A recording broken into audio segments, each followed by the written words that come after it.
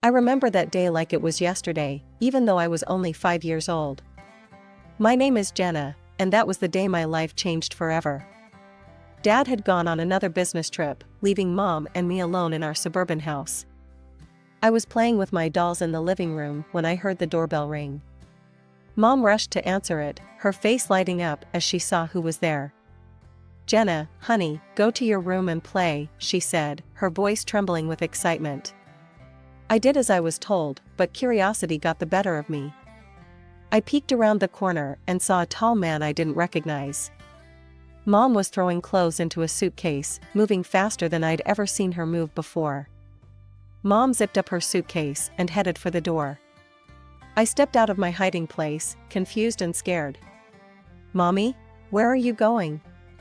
"I have to go away for a while, sweetie," she said, not quite meeting my eyes. "Be a good girl for Daddy, okay?" And just like that, she was gone. No hug, no kiss goodbye. Just the sound of a car engine starting and then fading away into the distance. I stood there, staring at the closed door, waiting for her to come back. But she didn't. The house felt bigger and emptier than ever before. As night fell, I grew more scared.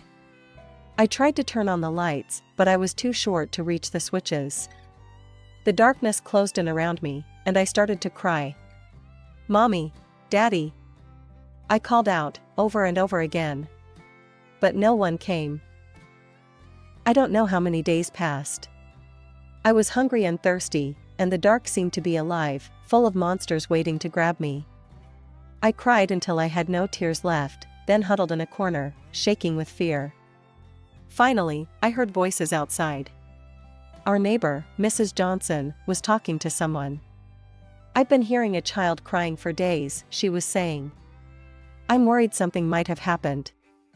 The door burst open, and suddenly the house was full of people. Policemen, neighbors, and finally, my dad.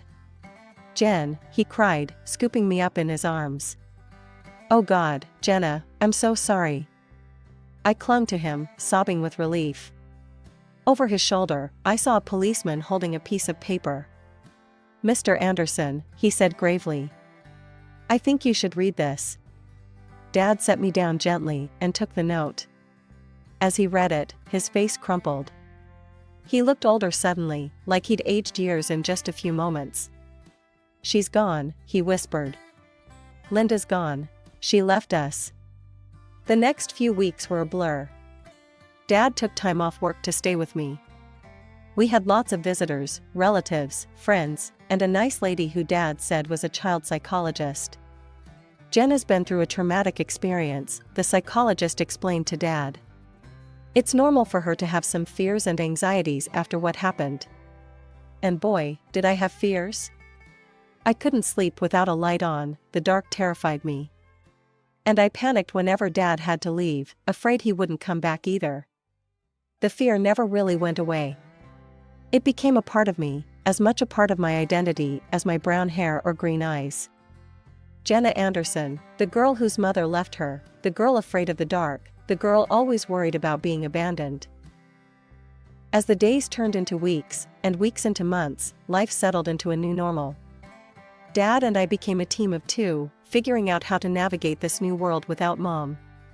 He learned to braid my hair, badly at first, but he got better with practice, and I learned how to make his coffee just the way he liked it. That changed the day Dad met Helen. I was 7 years old when Dad introduced me to her. Helen had kind eyes and a warm smile that made me feel instantly at ease. Over the next few weeks, Helen became a regular presence in our lives. She didn't try to replace my mom, something I appreciated more than I could express. Instead, she carved out her own space in our little family. One day, I overheard Dad talking to her on the phone. "I think it's time, Helen. Will you move in with us?" Helen moved in a week later. She didn't try to be my mom, but she became something just as important, a friend. She helped me with my homework, braided my hair much better than Dad ever could, and always made sure there was a nightlight in my room. As the years passed, our lives changed in other ways too. Dad's company took off, and suddenly we were moving to a big new house in a fancy neighborhood. I got my own room with a walk-in closet and a view of the backyard pool. But some things didn't change. I still slept with a nightlight. I still worried every time Dad went on a business trip. And sometimes, late at night, I'd catch Dad looking at old photos of Mom. My 10th birthday started like any other day. I woke up to the smell of pancakes, Helen's special birthday tradition for me. Dad was home from work, and we were planning a small party later. Everything seemed perfect. Then the doorbell rang. As I walked into the living room, I froze. Standing there, looking older but unmistakable, was my mother. And next to her was a little girl, about 5 years old, clutching a teddy bear and looking around wide-eyed. "Linda," Dad said, his voice tight. "What are you doing here?" Mom took a deep breath. "Tom, I'm so sorry. For everything. I know I have no right to be here, but..." She gestured to the little girl. "This is Emma. She's your daughter." The room went silent. I felt like I couldn't breathe. Dad's face went through a range of emotions: shock, anger, disbelief, and then, something else. "My daughter?" he repeated. Mom nodded. "I was pregnant when I left. I didn't know then, I swear. Tom, I've made so many mistakes. I'm not asking you to forgive me, but Emma, she deserves to know her father." I watched as Dad knelt down to the little girl's level. "Hi Emma," he said softly. I'm your dad." Emma looked up at him shyly. "Hi," she whispered. As Dad talked to Emma, I noticed Helen standing in the doorway, her face pale. She turned and walked away quickly. I wanted to follow her, but I felt rooted to the spot. The next few hours were a blur. There were lots of adult conversations I wasn't supposed to hear, raised voices, tears. I hid in my room, hugging my knees to my chest and trying to make sense of it all. Later that evening, Dad came to talk to me. "Jenna," he said, sitting on the edge of my bed. "I know this is a lot to take in. Your mom, she's made some big mistakes. But Emma, she's innocent in all this. She's your sister. I've decided to give your mom another chance. For Emma's sake." The next day, I watched from my window as Helen packed her car. She looked up and saw me watching. With tears in her eyes, she waved goodbye. I waved back, feeling like a part of me was leaving with her. Mom and Emma moved in that same day. Emma took the guest room, and Mom took her old place in Dad's room. It felt wrong, like she was erasing the last 5 years as if they never happened. The years that followed were complicated. Mom was back, but it wasn't the happy family reunion I might have dreamed of when I was younger. She doted on Emma, showering her with attention and affection. But with me, there was always a distance, an awkwardness that never quite went away. As for Emma, well, she was just a kid. She didn't ask to be born into this mess, and I tried not to resent her. But it was hard, especially when I saw how easily she fit into Mom and Dad's life, in a way I never seemed to. By the time I turned 18, I was more than ready to leave for college. I had chosen to study zoology. Animals had always been easier for me to understand than people. They didn't judge, didn't have complicated emotions or messy family histories. They just were. The day I left for college was bittersweet. Dad hugged me tight, his eyes misty. "I'm so proud of you, Jenna," he said. "You're going to do great things." Mom gave me an awkward pat on the shoulder. "Good luck," she said, her smile not quite reaching her eyes. Emma, now 13, rolled her eyes. "Finally get my own room," she muttered. I pretended not to hear her, focusing instead on Dad's warm embrace. College was freeing. For the first time, I was away from the tension at home, the constant reminder of my complicated family situation. I threw myself into my studies, finding solace in the world of animals and nature. But even as I excelled academically, I struggled socially. Years of feeling like an outsider in my own family had left their mark. I was quiet, reserved, always afraid of getting too close to people. What if they left, like Mom had? What if they replaced me, like Emma seemed to have done? Instead, I found comfort in the college's small zoo. I volunteered there in my spare time, caring for the animals. There was a particularly grumpy old llama named Larry who became my favorite. He didn't like most people, but he seemed to tolerate me. The years at college flew by, and before I knew it, I was graduating. As I stood in my cap and gown, diploma in hand, I scanned the crowd. Dad was there, beaming with pride. Mom and Emma were there too, clapping politely. "Congratulations, Jenna," Mom said stiffly. "Your father and I have been talking, and, well, we think it's time you started looking for your own place. You know, spread your wings." I felt like I'd been punched in the gut. I looked at Dad, hoping he'd contradict her, but he just looked away, his expression pained. "Right," I said, trying to keep my voice steady. "Of course. I'll start looking right away." The days following my graduation were tense. I was back in my childhood home, but it felt anything but welcoming. Dad tried his best to make me feel comfortable, but Mom and Emma made it clear that I was an unwanted guest. "Jenna, have you started looking for jobs yet?"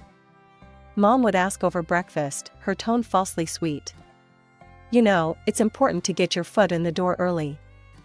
Emma would chime in, "Yeah, and maybe you could find your own place too. It's getting kind of cramped around here." Nights were the hardest. I still needed my nightlight to sleep, a fact that didn't escape Emma's notice. One evening, as I was getting ready for bed, she barged into my room. "Seriously?" she scoffed, pointing at my nightlight. "You're 22 and you still need that? No wonder you don't have any friends." I felt my cheeks burn with shame.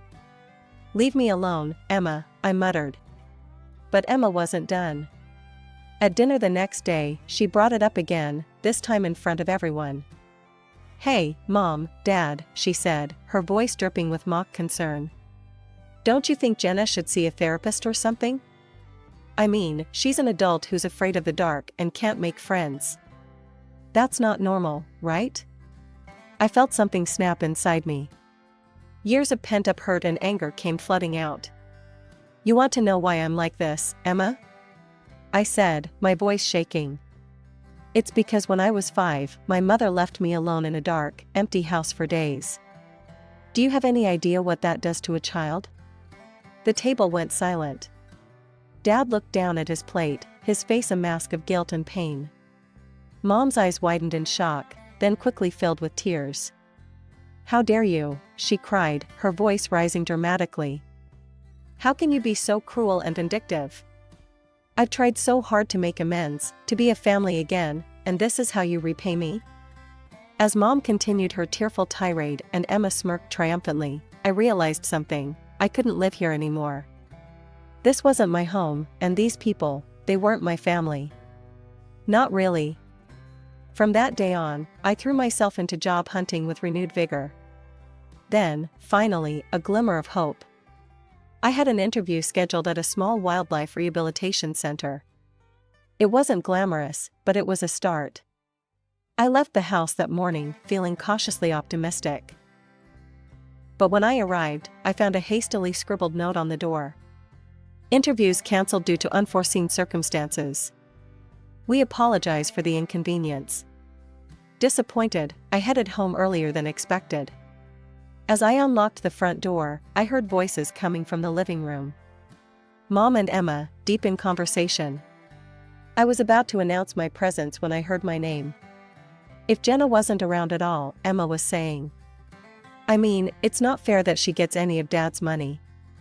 She's not even really part of this family." "I know, sweetie," Mom replied, her voice soothing.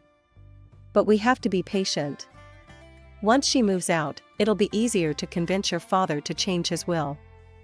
We just need to keep pushing her to leave." I felt like I'd been doused in ice water. They wanted me gone, not just from the house, but from the family entirely. And they wanted my inheritance too. As I sat on my bed, my mind raced. What should I do? Should I tell Dad? but would he believe me over Mom and Emma? He'd forgiven Mom for abandoning us, after all. He loved them. Maybe he'd take their side. My first stroke of luck came when I saw a job posting for the city zoo. They needed a zoologist to assist with their wildlife rehabilitation program. It wasn't a glamorous position, but it was exactly what I'd been trained for.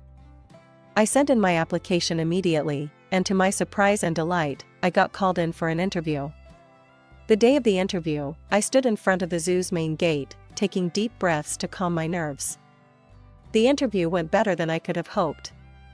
The head zoologist, Dr. Martinez, seemed impressed by my knowledge and passion. "You've got the job, Jenna," she said with a warm smile. "Welcome to the team." I could have cried with relief. Finally, something was going right. Working at the zoo was everything I'd hoped for and more. I spent my days caring for injured wildlife, educating visitors about conservation, and even assisting with research projects. In the evenings, I'd return to my tiny apartment, which I was able to rent with the money I saved. To combat the loneliness, I started participating in online forums for animal lovers and people with similar interests. That's where I met Jake. Jake was from the same city, shared my love for animals, and had a wicked sense of humor that made me laugh even on my toughest days. We started chatting regularly, sharing stories about our day, and discussing everything from the latest conservation efforts to our favorite books. One day, Jake suggested we exchange photos. With trembling hands, I sent him a recent picture of me at the zoo. He responded with a photo of himself. He had kind eyes and a warm smile that made my heart skip a beat. But as much as I enjoyed our chats, the idea of meeting in person or even admitting my growing feelings terrified me. What if he rejected me once he got to know the real me? What if he left, just like Mom had? It was around this time that I started corresponding with Lily, a girl I met on a support forum for people with childhood trauma. She understood my fears in a way no one else had before. "You know what helps me?" Lily wrote one day. "I write emails to the people I can't talk to in real life. I pour out everything I'm feeling, all the things I wish I could say. But I don't send them, I just save them as drafts. It's really cathartic." Taking Lily's advice, I started writing emails to Dad. In them, I told him everything, about overhearing Mom and Emma's conversation, about how hurt I felt that he didn't seem to notice me anymore, about how I felt like an outsider in my own family. I started writing to Jake too. In these emails, I allowed myself to be vulnerable in a way I couldn't be in our chats. "Jake," I wrote, "I think I'm falling for you. But I'm scared. I'm scared of letting anyone get close to me. I'm scared of being hurt again." These emails too remained unsent, my feelings hidden away in the safety of my drafts folder. Dad called occasionally, his voice a mixture of concern and confusion. "Jenna, honey," he'd say, "why don't you come over for dinner this weekend? We miss you." Each time, I'd make up an excuse. "Sorry, Dad, I've got a big project at work," or "I'm not feeling well this week, maybe next time." It was just another Saturday afternoon. I was at the mall, picking up some essentials, when I heard a familiar voice call my name. "Jenna, is that you?" I turned around and there she was, Helen, my former stepmother. She looked older, but her kind eyes were just the same. Before I knew it, we were hugging, years of separation melting away in an instant. That's when I noticed the young boy standing beside her, looking up at us curiously. "This is my nephew, Mike," Helen explained, ruffling the boy's hair affectionately. "I'm raising him now. My sister, she passed away last year." Over coffee, Helen filled me in on her life. After she and Dad split up, she'd been on her own until her sister's death left Mike in her care. We started meeting regularly after that, sometimes just the two of us, sometimes with Mike. One day Helen called and urgently asked to look after Mike. That evening, Mike arrived at my apartment, backpack in tow. As I prepared dinner in my tiny kitchen, I could hear him tapping away on my laptop in the living room. I'd told him he could play games if he finished his homework. When I came out of the kitchen with 2 plates of spaghetti, I found Mike looking guilty, his face pale. "Jenna," he said, his voice trembling. "I did something bad. I was curious, and I saw these emails in your drafts folder. And I sent them. All of them. I'm so sorry." The world seemed to tilt on its axis. Those emails, my private thoughts, my deepest feelings, sent out into the world. To Dad. To Jake. I felt like I couldn't breathe. That night, after Mike left, I lay in bed, my mind racing. What would Dad think? And Jake, oh God, Jake. My phone pinged with a message notification. It was from Jake, but I couldn't bring myself to read it. What if he was disgusted by my feelings? What if he never wanted to speak to me again? I barely slept that night, tossing and turning, imagining all the worst-case scenarios. A few days later, my phone rang. It was Dad. "Jenna," he said, his voice serious, "we need to talk. Can you meet me at the cafe near your old high school?" My heart pounded as I sat across from Dad in the small cafe. He looked tired, his face etched with lines I hadn't noticed before. "I got your emails," he said quietly. "Jenna, I had no idea you were feeling this way. About your mother, about Emma, about everything." I couldn't meet his eyes, shame and fear warring inside me. "Jenna, look at me," Dad said, his voice gentle but firm. I looked up, surprised to see tears in his eyes. "I love you. More than anything in this world. I'm so sorry I made you feel like you weren't important to me. That was never, ever my intention." We talked for hours, really talked, in a way we hadn't in years. About Mom's return, about Emma, about how I'd felt pushed aside and forgotten. Dad listened, really listened, occasionally wiping away a tear. Finally, he stood up. "I need some time to process all this," he said. "But Jenna, we're going to figure this out. You and me. I promise."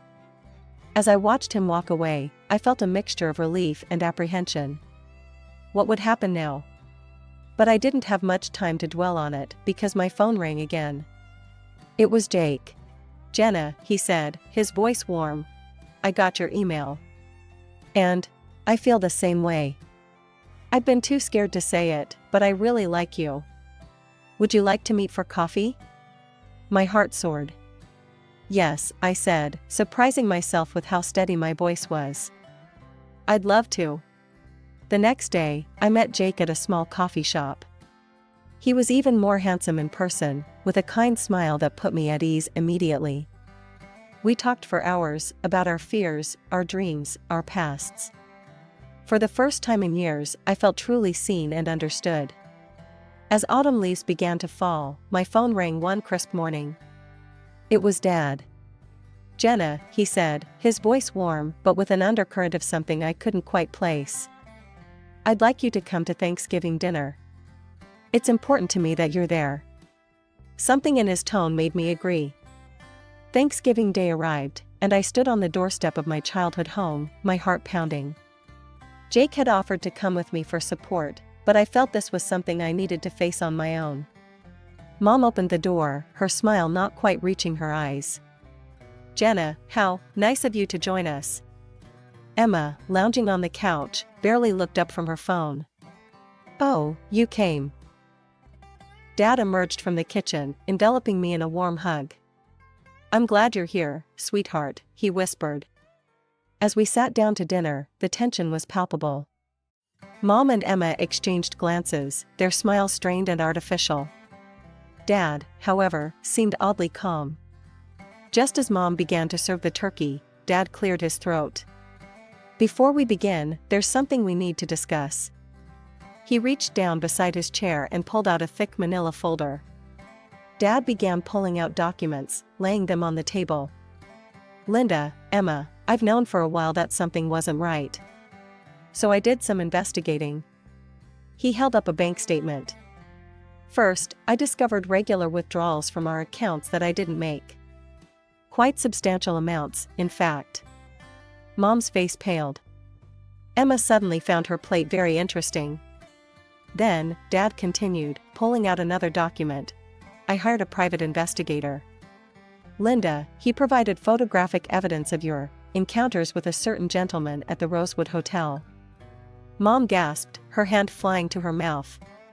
Tom, I can explain. But Dad wasn't finished. He pulled out one final document, his hand shaking slightly. And finally, I had a DNA test done. Emma isn't my biological daughter. The room fell silent. Emma's phone clattered to the floor. Mom looked like she might faint. I've already spoken to my lawyer, Dad said, his voice steady despite the emotion in his eyes. Linda, I'm filing for divorce. And I'm afraid I'll have to ask both you and Emma to leave this house. Mom found her voice, anger replacing shock. You can't do this. I'll take you for everything you've got. Dad's expression hardened. Actually, Linda, you won't. If you try to claim any property, I'll countersue for fraud and demand repayment of all the money you've taken, plus what I've spent raising Emma. My lawyer assures me I have a very strong case. Tears streamed down Mom's face as the reality of the situation sank in. Emma sat in stunned silence, her world crumbling around her. In the days that followed, Mom and Emma moved out. Dad and I began to rebuild our relationship, stronger than ever before. We had weekly dinners, long talks, and even started planning a father-daughter road trip. One day, over coffee, Dad hesitantly brought up Helen. I've been thinking a lot about the past, he said. About the mistakes I made. I reached out to Helen to apologize. We've been meeting for coffee, talking things through. I smiled, genuinely happy for him. That's wonderful, Dad. Helen is an amazing woman. As for me, things with Jake were going better than I could have ever imagined. He was patient, kind, and understood my fears and insecurities. With his support, I was even starting to work through my issues in therapy.